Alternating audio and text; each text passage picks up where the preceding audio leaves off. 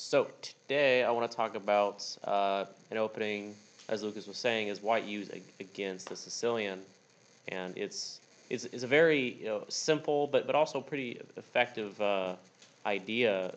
You can just memorize some ideas and have really good results, and that's one of the reasons we're going to take a look at it. Now, first of all, you may wonder why it's called the Grand Prix. And it gets its name because in the 1980s, there are a lot of British players who played this system as white on what was called the Grand Prix circuit. And if you don't know, Grand Prix basically just means grand prize. So they were playing in a series of tournaments where they can win a lot of money if they won it, right? So that's how it got its name. And first thing we're going to do is look at a one of the more brilliant games that White has won with this line, and the game between Gawain Jones, who is one of the modern day proponents of this, playing Loke Van Wheelie. You may have seen Loke Van Wheelie, for example, the recent Tata Steel tournament. He's often just included as like a punching bag for these really top class players of these strong tournaments, because he's one of the best players from the Netherlands, and they host a lot of chess tournaments, and so they throw him in the meat grinder. But in this case, he was higher rated than Gawain Jones. You can see he's 2679, and Jones was 2526. But despite being outclassed in rating, White did manage to win this. So let's take a look. So the first important move is knight c3. And this is needed to control d5. So I want to talk a little bit about f4, which is an alternative move order to try to get to the same thing. Now, the reason I'm not a fan of this move order is because black can play d5 and spoil a little bit of your fun. This is actually called the tall gambit, and I'll explain why. So white should take the pawn on d5. The problem with playing e5 is you get a kind of a bad advanced French, basically, because black can play, for example, bishop f5 and later e6. And unlike the advanced Caro-Kann, black has not wasted time playing c6 before c5, so it's not really a good structure for white. So e takes d5 is the best here. But black's not going to play queen takes d5 because now you can develop a tempo, but knight f6 and try to capture with a knight. Now it is a genuine gambit for black because white can play bishop b5, and after bishop d7, trade, and play c4. And now, as you can see, black's definitely not going to get that pawn back, but black can play e6, and it turns out black gets a lot of compensation here for the pawn. After white takes, black plays f takes, followed by knight c6. Black has really good control over d4 and d3, by the way. It's very easy to play for black. So I don't really recommend that for white. And of course, if white does not try to keep on to the pawn and just play something like knight c3, whoops, not c3, knight c3, then black can play knight takes d5 with what I think is a pretty easy game. The problem is now that if white trades on d5, there's no way to harass the black queen out there in the center. So 2 knight c3 is my recommended move order. I think it's best to not give black that option of playing d5. And now knight c6 is the most popular way because this prevents white from playing d4. Black does have other options, by the way. And one thing I'll note too is knight c3 does already put black in an annoying position, because if you're, for example, a Najdorf player, then you'd be required to play a move like d6 here, right? And I say that because after knight c6, white can try to change course with something like knight f3, right? And now if you try to steer the game back into Najdorf territory with like d6, then after d4, black no longer has a Najdorf, right? We're more into like a classical Sicilian or a dragon. So already the Grand Prix gives some annoying move order options for black. But in any case, knight c6 is the most common. Just it's simple controlling d4. And now f4. So here we go now. We've got our pawns on e4 and f4, and we've not allowed black to play d5. So g6. G6 is not the only way of playing, but it's probably the most ambitious. Black could play e6, but white has some ideas against that too. So g6 is probably going to be the most common thing you'll face. Whoops, didn't want to go that far ahead. Sorry. Okay. So So white develops a knight to f3, and now bishop b5. Yeah, you have a question here? Does he play knight d4? Exactly, yeah, knight d4. And this is definitely black's best option. Now, if black doesn't do that, by the way, you would almost certainly take on c6 and ruin black's pawn structure. And it would give you a really, really nice position. In fact, later on, we'll see a position or a game where white wrecks black's queenside pawn structure, ends up being difficult to deal with. If you want to compare it to another opening to figure out ideas, you end up with a kind of Nimzo Indian-ish position where white has double c-pawns. If you all don't know what the Nimzo Indian is, it's d4 knight f6, c4 e6, knight c3 bishop b4, right? And that opening, white has double c-pawns often, right? But anyway, we'll look at that later.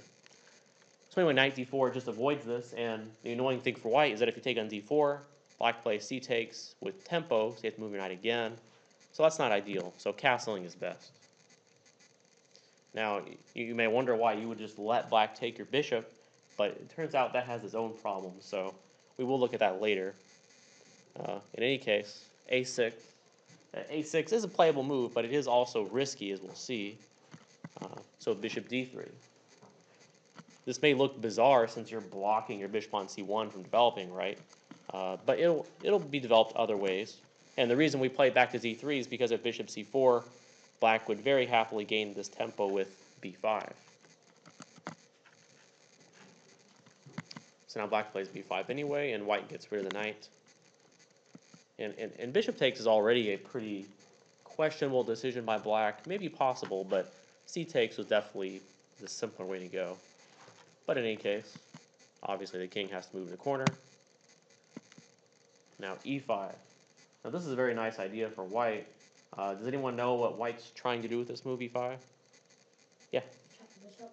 Yeah, white wants to play knight e2 and take that bishop. And without Dartford bishop, that king side looks awfully weak, right? So black plays rook a7.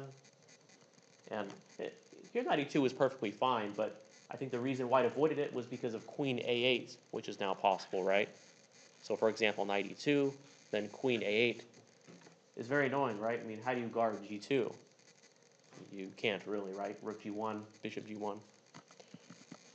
So it's kind of an indirect defense, but instead white decided to play bishop b4 and neutralize that bishop.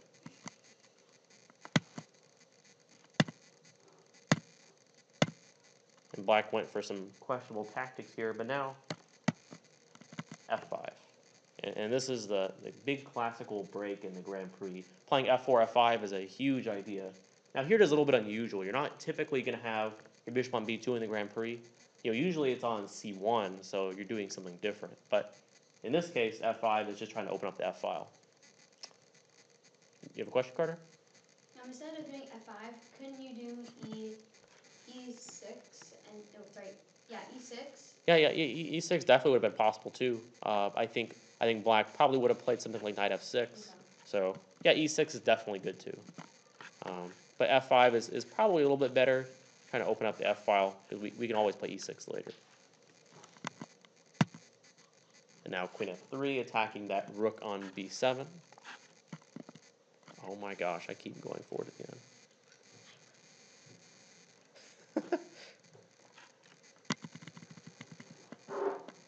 Alright, so queen b6. And by the way, black is already pretty much lost, but it is fun to see how he loses. Now e6, like you'd mentioned, attacking the rook on h8 this time. f6, pretty much the only move to block it. And now bishop f6. All white's trying to do is clear the f file and the e file, by the way. And now white has some pretty serious threats. d5, and amusingly, the knight is actually just trapped now. It's trapped because if you play knight f5, white can just play rook takes, because the g-pawn's pinned. So the knight's just stuck on the edge of the board. And black pretty much had nothing else better here. And now white has the fun finish with queen f8. And black basically has to give up because king f8, rook f1 results in a mate. King e8, rook g8. So a pretty awesome game. This one really shows some of the themes, especially F5. Playing F5 was a really big idea. All right. So any questions about this game? All right, we're going to look at some more examples here. All right, so here's an example that's not the Grand Prix opening itself, but it ended up with a very similar pawn structure. I included it because there were some pretty cool ideas in this one. So I played D3 this time. Now, I definitely don't really recommend D3 in general. Here, for example, black can just play D5. So that's definitely one issue with it. But nonetheless, let's take a look at the middle game. That's what interests us. So here we see this Queen E1 move. And this is something you're going to play a lot of in the Grand Prix. And the point is to slide this queen over to the king side, right? It's a huge improvement of the queen because on Z1 right here, it doesn't have much scope at all, right? It's just, the bishop blocks its way to the king side, c pawn to the queen side. So on E1, now it can go to H4 and make some dangerous threats on the king side. So remember this queen E1 idea. It's very common in the Grand Prix. So the queen immediately heads over to the king side. White makes a prophylactic move.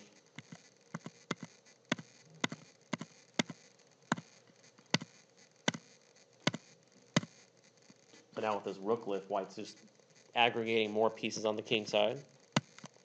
And finally, we have the F5 break. And F5 is just a huge part of the attack for white in the Grand Prix.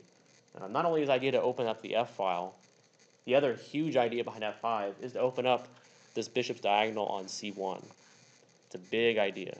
It can be really active on G5, or maybe in some case exchange it on H6. Or if black's played H6, you can be attacking a pawn, right? So remember those two ideas behind F5. You want to open up the F file and that bishop on C1. And already it's a pretty difficult position for black since his pieces are all in very poorly placed situations on the queen side. And in fact, black already just resigned at this point. I don't recall who was... Okay. So black was a very strong player, over 2650. And white was Luke McShane. He's a strong British player. And just a random aside, Luke McShane is considered the world's strongest amateur. He actually doesn't even play chess for a living, but he's reached over 2,700 FIDE. He's like an investment banker for a bank in the UK. Yeah, it's just very unusual these days. I mean, pretty much anyone over 2650 is like professional level, but he doesn't even study chess full time, but he's still really good. I guess so. Yeah, it is really unusual. But okay, and by the way, black resigned here because there's no way to stop bishop f6 followed by rook f6 and just a really good attack. I mean, for example, knight e5, white can play bishop f6, and if black takes, white can just sacrifice. And now, for example, maybe knight d5, and black is just pretty much dead. All right. So this time we're looking at a more typical Grand Prix, knight c3, knight c6, and now bishop e5. So this is a different move order you can play, and it's more of a positional one as opposed to f4. Now, a lot of times you will play f4 later on, but not necessarily. Now, the best move, by the way, here is knight d4.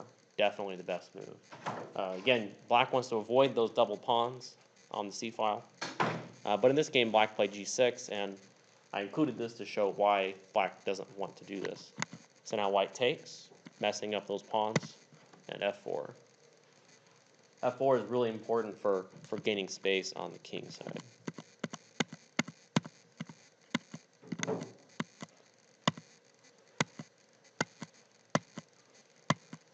And here we see f5, just a really strong move.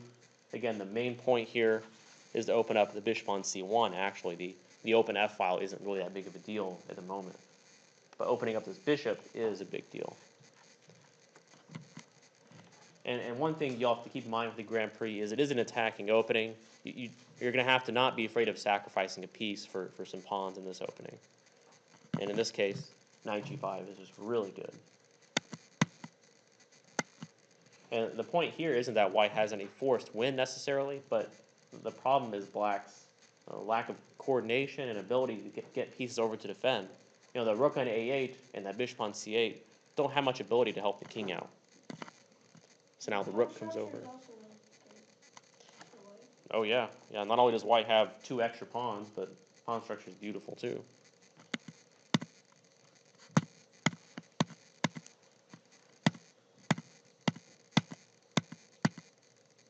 So white just threatens rook f3, rook g3, and with rooks on the g and h files, it would just be indefensible.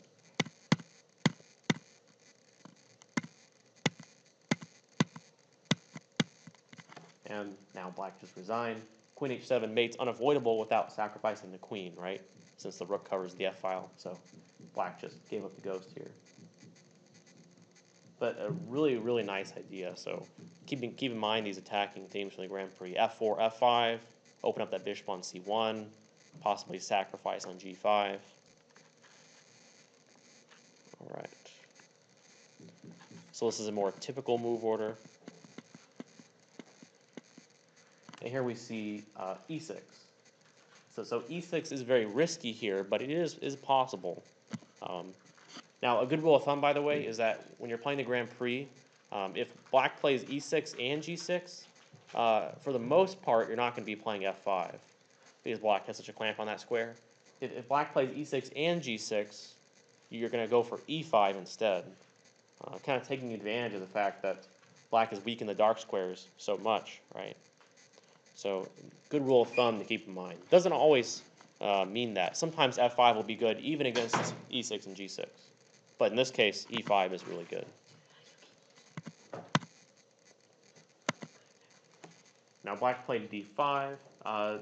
Generally speaking, this is not something you want to do because it lets white take on d4, and black has a weak pawn on d4. But the problem black has is that if you play something like knight e7, then white will play knight e4. And not only do you have a weak c-pawn, but d6 square is a very nice square for your knight to go to. So black has some serious dark square issues here. So that's why black chose d5, but like I said, the downside is that this d-pawn is very difficult to defend.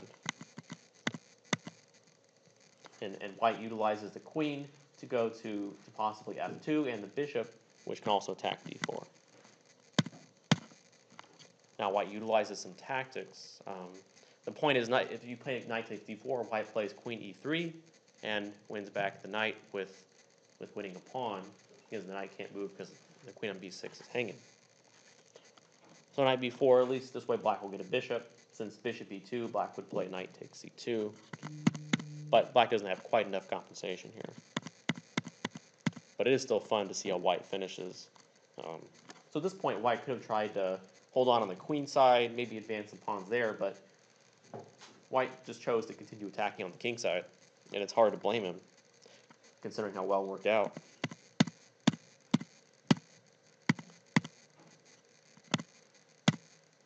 So by the way, bishop takes b4, just exploiting the fact the knight on d4 would be hanging if you take it.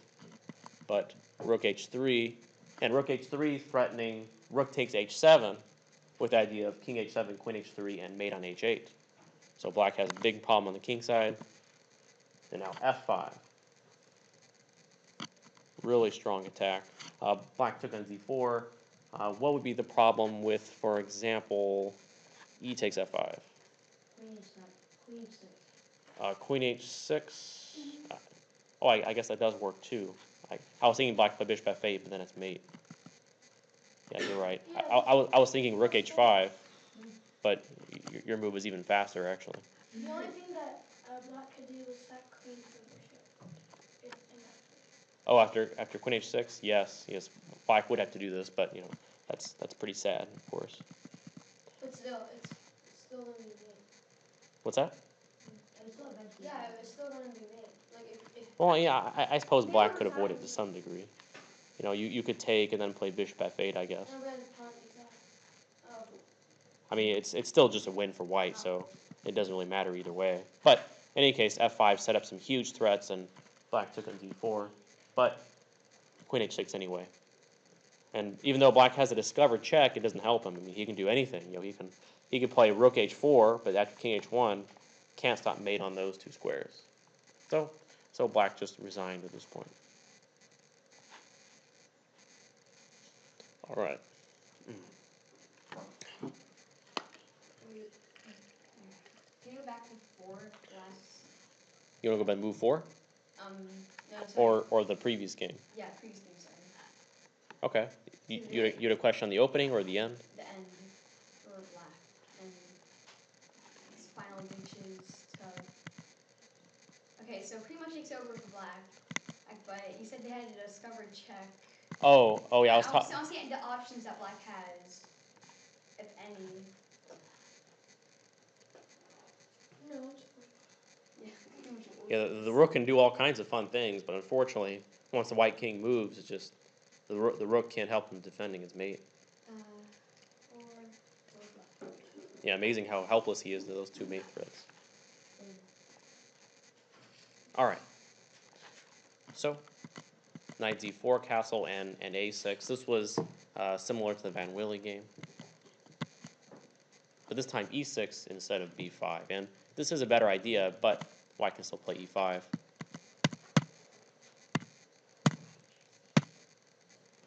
And since the bishop was on d3, the bishop must go to b2 or a3, right? This time you don't want to play you don't play f5 to open up the bishop this time. Right. Like I was saying earlier, a good general rule of thumb is that when black plays e6 and g6, black is making a lot of effort to stop f5. So at that point, you should have a dark square strategy. So stop worrying about playing f5 and try to instead attack dark squares and moves like knight e4, and you'll develop your dark squared bishop with b3 and bishop a3 or b2. So you kind of have to, if your opponent tries that hard to stop one of your ideas, it gives them other problems. So in this case, dark squares. And we'll show you how to exploit it here. So the bishop goes to b2. Couldn't you play knight e4? What's that? Couldn't you play knight e4? Here? Well, you get to be careful. If you play it right away, you run into check, and then you lose the rook. So it's good to help the bishop first. And now we can play knight e4, like you were saying. And now c3. It turns out the c5 pawn is a very juicy target for the white pieces. And black actually has a hard time defending it. He did find this clever move knight b4. Doesn't really work out that well, actually. But the problem is that b6 runs into what? What's the problem with b6? Oh, the knight's hanging. The knight's hanging, yeah. So how can white exploit that? F6 check maybe? Yeah, knight f6 is probably the simplest. And if bishop takes, queen c6, and no way to defend the rook. Well,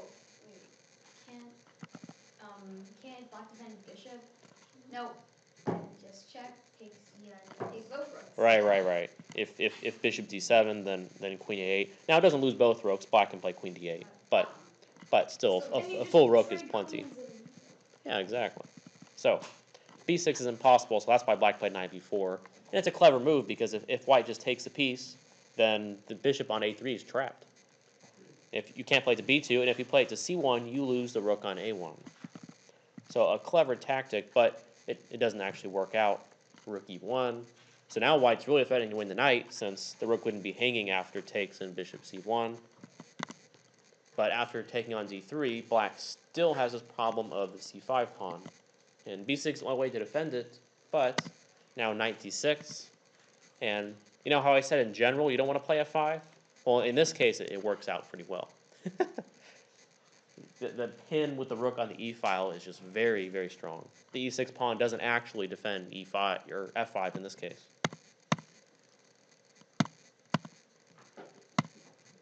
And now white has a really pretty finish. Hope you guys didn't see the notation. So white to play and win. White takes f5. Yeah, rook f5. E takes. Now what? Queen takes. No, it's rook f5. I mean rook f8. Knight takes. Well, if rook e8, black will take and be happy with getting some material for the queen. Knight takes. Queen takes, and then rook e8. Right. Yeah.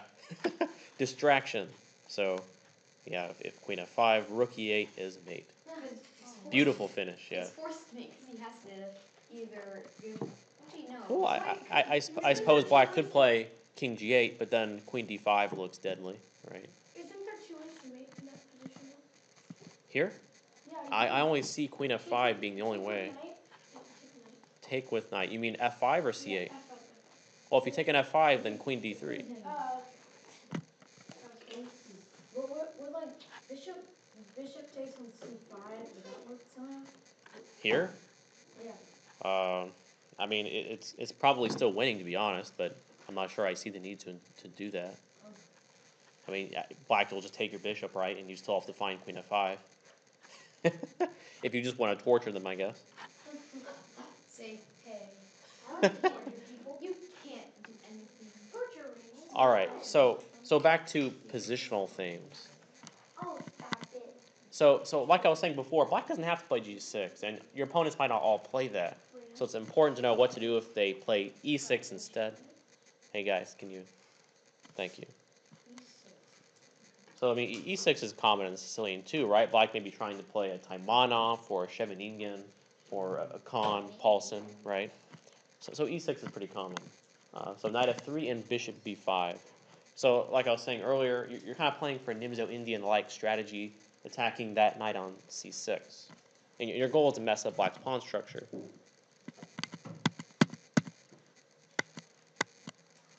So just like the Nimzo-Indian, even though black has the two bishops, the long-term weakness of those doubled c-pawns makes life pretty annoying. So b3, like in the Nimzo-Indian, attacking the c5 pawn with a move like bishop a3, knight a4, definitely in the cards.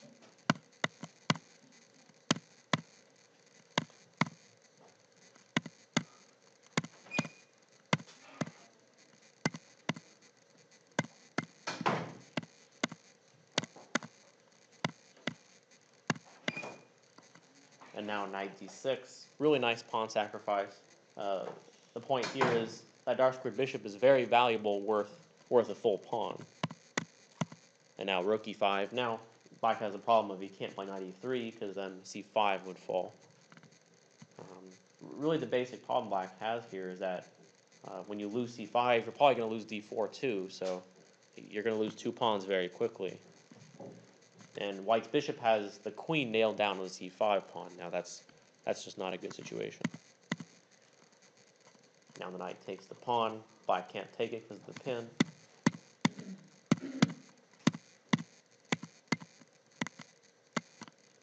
Now black resigns, since if you play rook e5, then knight takes e5 or f takes e5, and you have an extra piece. And you can't take on z3 because of rook a5. So yeah, in this case, having some experience in Nimzo-Indian would definitely help. But this is a good example of how you play against with doubled c-pawns. Right, your knight can attack the c5 pawn from a4, bishop from a3, the queen go to a5 or maybe f2, right? So those are kind of your ideas for attacking his doubled c-pawns. An important point is that you don't want to play d4 there as white because you don't want to let black undouble those c-pawns. So refrain from doing that. All right. So some more positional themes. Now, it's worthwhile giving up your bishop, even if you don't manage to double pawns, if your opponent loses time with a move like a6. So here it's definitely the right decision to take on c6. Now, what you don't want to do is play a move like bishop a4 and let black harass it further with b5, gaining space on the queen side, helping him gain space over there, and harassing the bishop at the same time. So it's better to just give up the bishop, and we can immediately attack on the king side. All right. Now another thing, so in addition to playing e5 against e6 and g6, you also have this idea of playing for d4, since typically when black plays e6 and d6 in a Sicilian, your bishop's on f8 or e7 to defend d6. So the bishop is not well placed on g7 when you have this open Sicilian. So that's why white plays for d4 here. Take it again. Who, black or white? Yeah, why didn't black just take? I mean, why does So going back, when black white, just take? No, it's like, so just take here. no. When the queen moves over, yeah. Why can't they just take now? On c5? No. I imagine probably because of knight takes. I guess white doesn't want to let black play rook d8 to defend d6. Um, I can't say for sure. Oh, okay. I mean, I think taking on c5 is fine, but I guess he chose bishop f2, and bishop h4 is annoying.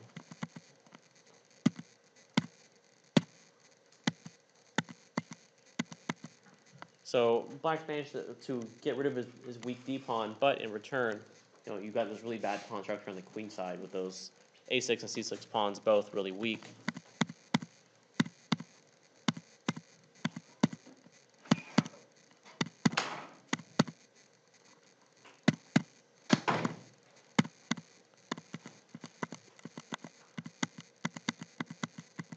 And after white wins the exchange, the black decided to give up. But the main thing I wanted to get at here was how white played.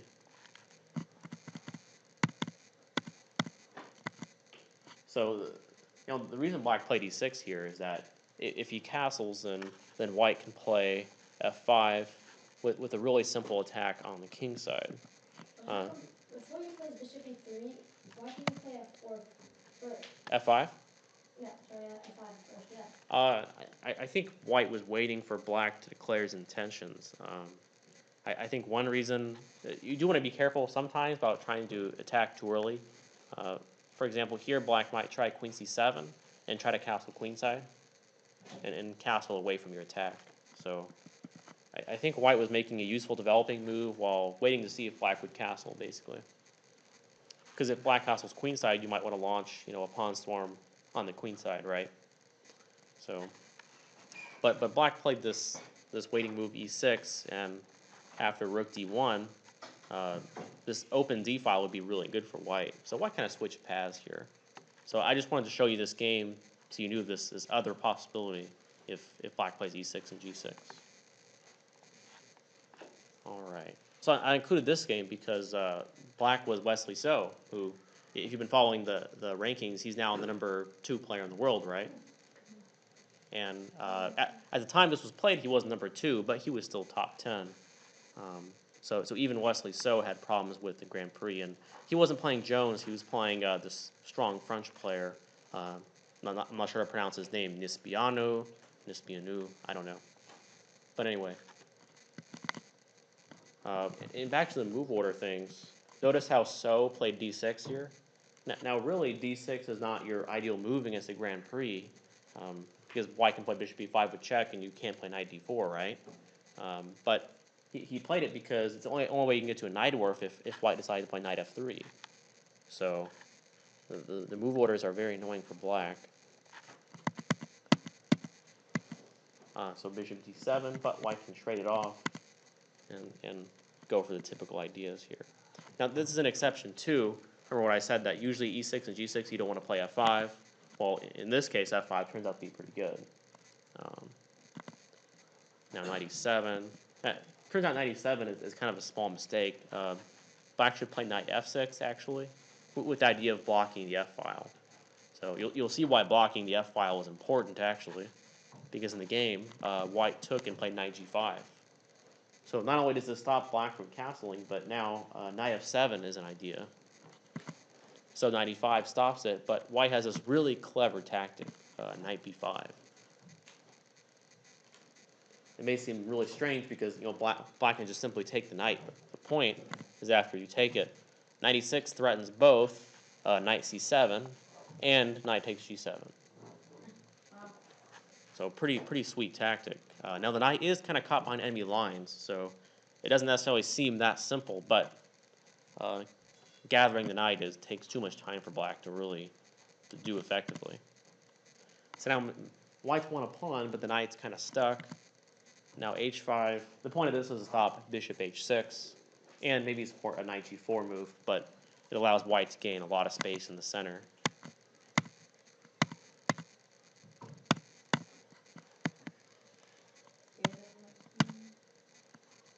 Why would you just push the pawn in this situation? it's on to? You mean for white? Yeah. Well, white wants to open up the center. You know, one of the points behind BC is that if you play D takes C, you know, white can play D4. And if you take on D4, Queen D4 is very strong. And if you take on C4, then D5 gives you a square for the knight on E6. Or you could also consider just taking on C5 as well. So yeah, D takes C, just trying to open up the center. And now white is down a piece for the moment, but after rook F6, black has some serious problems. You can't play Queen C5 because of D4, and you fork the queen to knight. So knight C8, but D4 anyway. And surprisingly enough, the knight's actually just trapped on G4. There's no safe place to move it. Can't go to H6 or F6.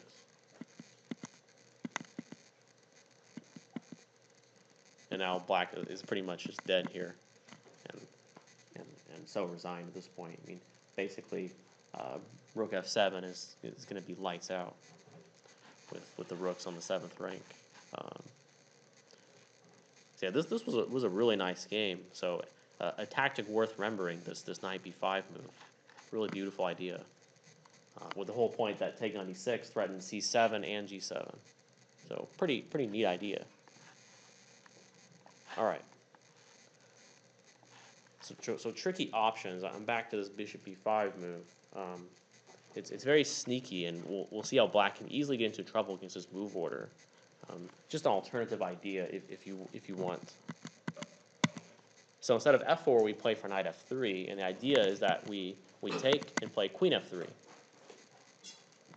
So of course d takes c is bad because you just get mated. Okay. Now it turns out black has a couple good moves, knight f6 or knight h6, but e6 is not one of them, even though it's the most natural reaction, blinding the bishop on c4. And the problem with it is knight b5, threatening knight d6 check, and if d6, queen a3. Now I've actually played this with white against pretty strong players. You know, even they've fallen into this. Now king e7, it's a pretty sad move to have to make, but part of the problem is if you try to defend with the bishop on f8, then you just lose the d4 pawn. And the discovery with d5 doesn't work because you can check on b5. So yeah, this queen f3, queen a3 idea is really sneaky. I've caught a lot of people off guard with this. And after king e7, c3 is the right move, just trying to open up the center, right? Black really doesn't want to take on c3 because then it would open up the bishop on c1, but if you don't, then white's just going to win the pawn. So.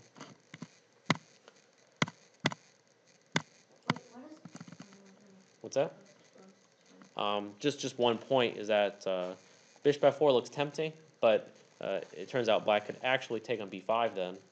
Based on that, if you take, then black's won 2 pieces for the rook, right? So, but then I can just go back to d4, and black's stuck with this really, awkward king in the center. White's position is pretty easy to play. And at this point, black just resigned. I guess there's no easy way to stop a knight b6, basically. King d7, knight b6, king d8, knight b6. It's just strong pretty much in any case. All right. So going back to earlier, remember how I mentioned that white should just castle after knight d4? So you may wonder what happens after black just takes a knight. Well, we take back, of course, and then we play typical Grand Prix style with f5, right? And this is a good example if black just takes and tries to win the pawn. So note how the queen on h4 and bishop on c1 put a lot of pressure on the king side. And this really pretty move. Point being that if black takes on g5, the knight takes sets up some nasty mating threats. And rook f2 is a very nice move. You don't want to play king h1 because after king g7, then you run into problems on the h file. So rook f2 is nice. And knight f7 is very sneaky. If rook f7, then queen h4 with a skewer on the black queen. So queen c7, but e5, and queen h4. And we get the skewer anyway. And, the rest of it is just white converting. We don't need to look at that. Now, there's a couple more things. So one of the main points behind knight takes b5 is actually the possibility of this d5 move. And for a while, this gave white problems because white was playing e takes d5, but after knight f6, white was really having difficulty getting much advantage. Going back to the very start of the lecture, this kind of reminds you of the tall gambit, right? It's pretty similar. So, but later on, they found that e5 is actually pretty effective for white.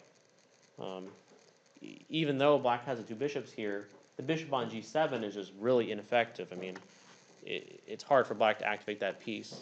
And meanwhile, the dark squares are pretty weak for black on the queen side. Knight e2, with the point that we want to take on d4 with the knight. How come you played that A5, A4 move? A4 is useful for restricting bishop on d7, and when you play bishop a3, queen a5 wouldn't attack it. So I guess a couple reasons there. And bishop a3 is really annoying since black can't castle. So there's not much choice other than to exchange it. But now white just has this classically great position with good knight against bad bishop, right? Bishop on d7 doesn't have any targets. And g4 wasn't really necessary. White could have just played something like queen d2 and just squeezed black, but he wanted to attack, I suppose, which ends up okay.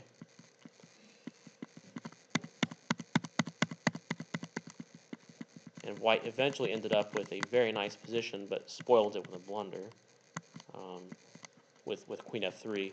Yeah, white has a pretty nice position here. That king on c8 is very awkward. White should have played something like king g2 here, but instead he played queen f3, which is a blunder, allowing black to win a piece. And the problem is that queen b1 and then queen b2 when the king moves up, and then black wins that rook on d4. Yeah, he probably thought that queen a8 followed by queen h8 won the rook back, but I think he forgot about the rook on e3 hanging. So now there's one more sneaky idea I want to show you guys. Let me get the analysis board. So that is with the knight c3 and bishop e5 move order. So knight d4 is definitely black's best. After bishop c4, we saw the tricky idea with g6. Right of g6, we play knight f3, take, and then what does white play here? Queen Very nice. Knight f6, knight h6 are best, by the way, but if e6, what do we do? knight b5. Good. And if d6? Knight A3. I mean, queen A3. Very nice, yeah. So that's one sneaky idea. Now, black doesn't have to play g6, though. He can play e6. And against this, we can play knight e2 or knight f3. Both are okay. Knight f6, castle. And there's a tactic worth remembering. If black plays d5, white should take on d5. And now white has this really, really cool idea with knight takes d5. And if black takes, we take. And now queen h5. Oh, wow. And it's very, very sneaky for white. Black can't move the knight because of the mate on f7. But if we play bishop e6, white plays rook e1. And surprisingly, black can't solve both threats. White threatens rook takes e6, and white threatens to take on d5 because the bishop is pinned, right? Doesn't defend d5. So because of both those threats, white basically has a decisive advantage here. So this is really sneaky. I mean, because black's d5 move looks very solid, looks like it should be fine, but with this nice little sacrifice, black's king is just too open. So a nice tactic worth remembering there. Okay. So do you guys have any questions on the Grand Prix or what I've talked about? So tactical themes, remember, is playing f4, f5, open up the f-file, open up the bishop on c1, and your queen goes e1 to h4, right? So all these worth remembering.